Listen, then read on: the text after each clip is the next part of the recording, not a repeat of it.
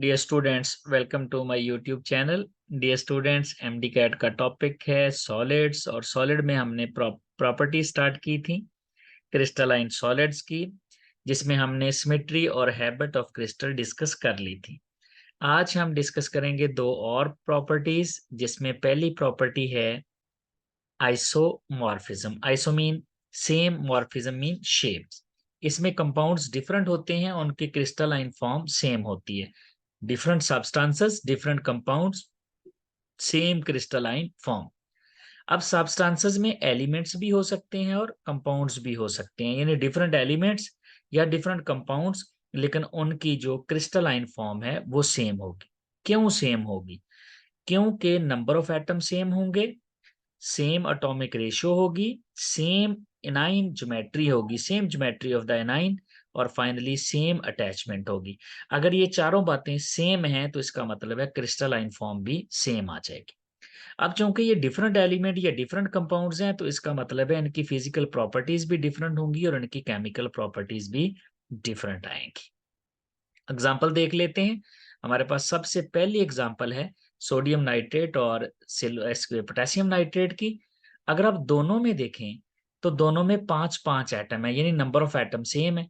दोनों में आप एटॉमिक रेशियो चेक कर लें, दोनों में एटॉमिक रेशियो भी सेम है, एटम भी सेम है, नंबर ऑफ एटम 5 है दोनों में। रेडियस रेशियो या एटॉमिक रेशियो भी सेम है। अगर आप ज्योमेट्री ऑफ एनाइन, चूंकि दोनों में नाइट्रेट है तो नाइट्रेट ट्राइगोनल प्लेनर होता है, तो इसका मतलब है ज्योमेट्री ऑफ द एनाइन भी सेम है। और finally attachment, way of attachment sodium की नाइट्रेट के साथ और पोटेशियम नाइट्रेट के साथ ये अटैचमेंट भी सेम आएगी। तो इनकी ये सारी बातें सेम होने की वजह से क्रिस्टलाइन फॉर्म भी सेम है, जो कि रोम्बोहेड्रल है। रोम्बोहेड्रल में सारे फेसेस इक्वल लेंथ, यानी ए बी सी, इनकी लेंथ इक्वल होती है, लेकिन इनके एंगल 90 डिग्री के नहीं होते हैं। दूसरी एग्जांपल देखें, पोटेशियम सल्फेट, पोटेशियम क्रोमेट, दोनों में 7-7 एटम है और दोनों की जो रेडियस रेशियो है वो 2:1:4 है, सेम है। दोनों में ज्योमेट्री ऑफ द एनाइन, जैसे सल्फेट है ये भी टेट्राहेड्रल है और क्रोमेट भी टेट्राहेड्रल है। ये सल्फेट की ज्योमेट्री बन जाएगी टेट्राहेड्रल। अगर आपने क्रोमेट की बनानी है तो सिर्फ सल्फर की जगह पर आप क्या लगा देंगे? क्रोमियम लगा देंगे, तो ये टेट्राहेड्रल है। और फिर इनका वे ऑफ अटैचमेंट भी सेम है।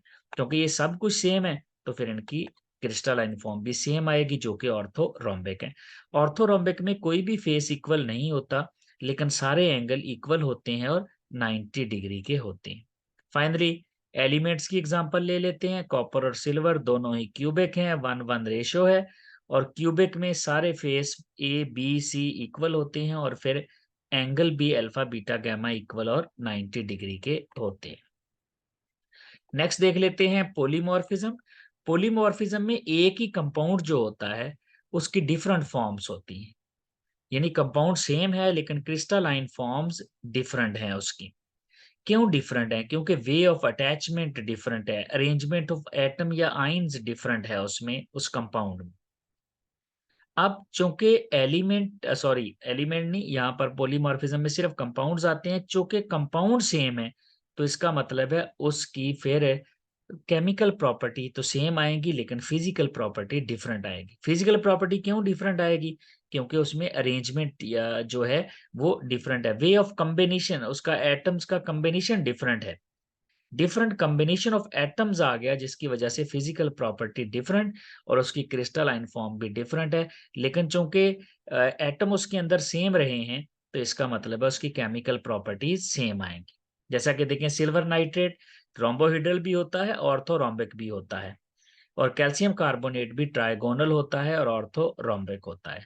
तो कंपाउंड सेम है, सिल्वर नाइट्रेट ही है, लेकिन उसमें उसकी क्रिस्टलाइन फॉर्म्स डिफरेंट होगी। क्योंकि कंपाउंड सेम है तो उसकी केमिकल प्रॉपर्टी सेम आएंगी, अलबत्ता अटैचमेंट डिफरेंट होने की वजह से उसकी फिजिकल प्रॉपर्टीज डिफरेंट आएंगी। Thank you very much.